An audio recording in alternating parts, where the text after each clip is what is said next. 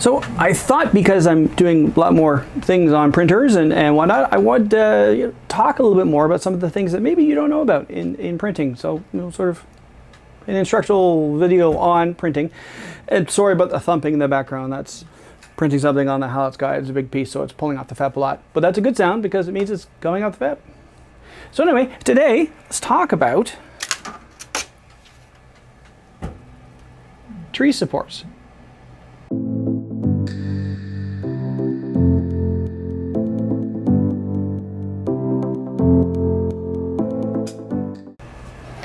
Greetings, Dave here, DCBFX.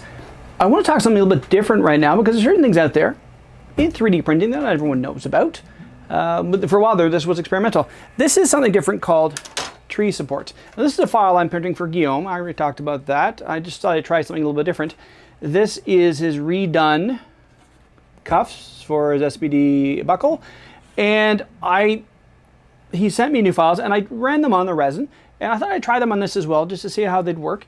And a lot of 3D printing is all about orientation. I tried these flat and they printed well. They printed well in about 3 hours, but the sides, the texture was terrible. Granted, there's a side that really doesn't have much texture anyway, but it was a lot of extra cleanup.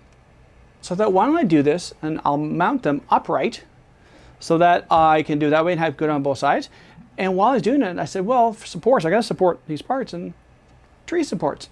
Tree supports are a little bit different because regular supports on a part, so you got a part here, the supports are up like this and all over, marks everywhere. Tree supports are sort of, where do I need to hold this to get there? Let's, so look at this here. See that support right here?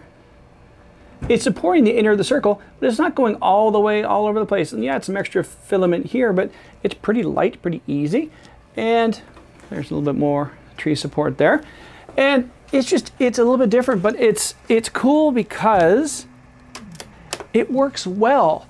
And in the long run, you're using less filament. If I were to support these, I would have supports going on here, like up, on all of these. And then I'd have supports inside this here and supports in this here. And supports. It'd be a lot extra stuff and a lot more to clean. Tree supports gives you the ability to have a whole lot less to clean.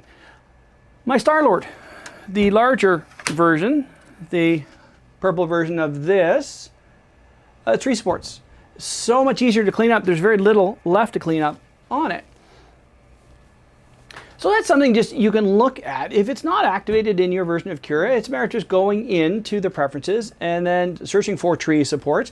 In certain versions, depending on what you're running, it's going to be under experimental. All you do is turn on, and then when supports come up inside your Cura, you can choose tree rather than the other options you have.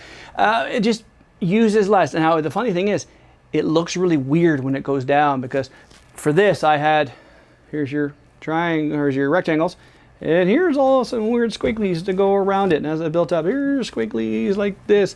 It's kind of funny that Ghostbusters dropped because it looks kind of ectoplasmy. The new trailer for Ghostbusters came out. It looks actually amazing.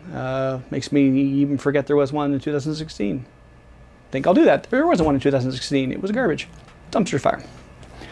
So that is something you can do to change up your print to make it work a little bit better. Now I'm going to get these out off the bed and I'm going to take a look at them and see how well they turn out. I know they turned out well because I can see them right now. They turned out well. So I'm not sure. I'm sure Guillaume's going to use the resin version rather than this FDM printed version, but it was just more an exercise for me. And, well, the filament came as part of a test as well. So that's all I want to talk about today. Something a little bit different. And as I said in my previous video, I'm thinking about doing a playlist just on 3D printing, and the next step even making an app that you can put on your iDevices that I will have videos and tips and tour and all these things. So I'm waiting for people to respond. If you didn't see my last video or you're seeing this video now, let me know down below that that's something you'd like to see. That's all for today. Hope everyone's having a great day. We'll talk to you all later.